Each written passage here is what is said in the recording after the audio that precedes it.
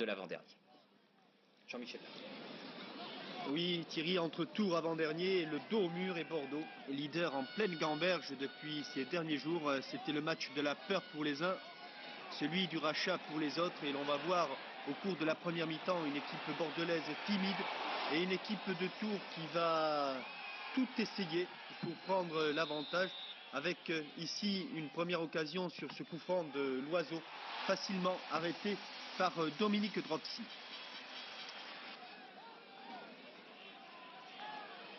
Les attaquants les plus dangereux du côté de Bordeaux, eh bien tout simplement l'axe défensif central. On a vu Léonard Spech tout à l'heure se présenter seul devant Desrousseaux. On le voit ici débordé.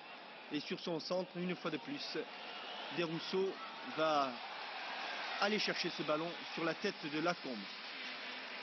La défense bordelaise que l'on avait vue fébrile déjà contre Lille va connaître une première alerte ici avec au départ Dafonseca qui récupère ce ballon, qui le donne à Polagnoc.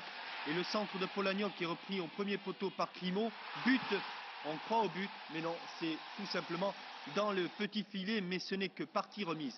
Car sur une balle perdue pratiquement à hauteur de la surface de réparation de Tours, Martinez se fait subtiliser le ballon par Coiffier. Celui-ci remonte tout le terrain, un premier relais avec Méric Grimaud. Il poursuit son dribble le long de l'aile gauche.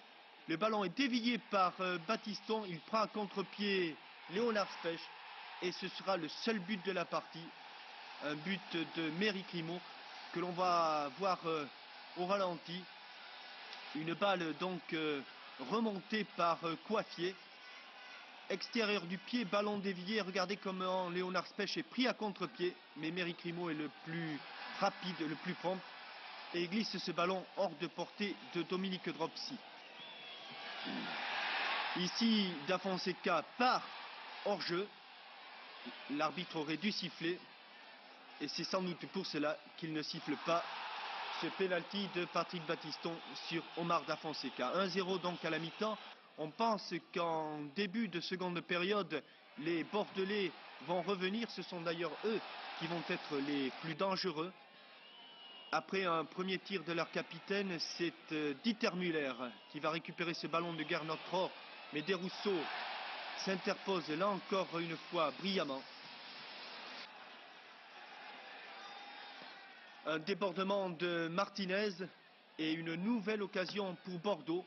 Mais l'on sent que Tours va aller jusqu'au bout et va même très sérieusement inquiéter la défense de Bordeaux sur cette remise en jeu effectuée par Desquettes. Le ballon va arriver sur l'aile droite encore une fois pour Polagnoc. Et regardez l'occasion immanquable que va manquer Vercruis, l'autre Vercruis, celui qui joue à Tours, contre-favorable. Il est tout seul Vercruis.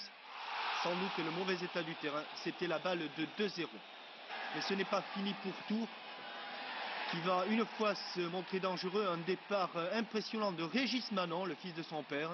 Et là, un cafouillage monstre devant Bordeaux, qui va avoir beaucoup de mal, car au cours de ces 15 derniers jours, éliminé de la Coupe de France, en difficulté en Coupe d'Europe, à nouveau sous la menace de Nantes en championnat. Les jours à venir vont être décisifs pour Bordeaux et pour leur entraîneur Aimé Jacquet, même si ce sont eux qui ont eu la dernière occasion sur ce tir de